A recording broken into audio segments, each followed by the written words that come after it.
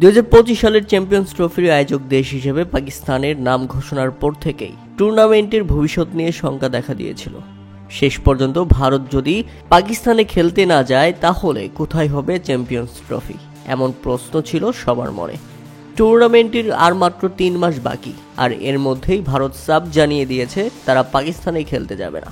তাই তো পাকিস্তান নয়, দক্ষিণ আফ্রিকাকেই বিকল্প ভেন্যু কিংবা দেশ হিসেবে বেছে নিতে পারে আইসিসি।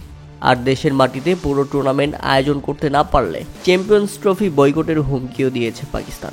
আইসিসির পক্ষ থেকে পাকিস্তানকে হাইব্রিড মডেলে 2 দেশে চ্যাম্পিয়ন্স ট্রফি আয়োজনের প্রস্তাব দেওয়া হয়েছে, যাতে ভারতীয় দল টুর্নামেন্টে তাদের ম্যাচগুলো অন্য দেশে খেলতে পারে।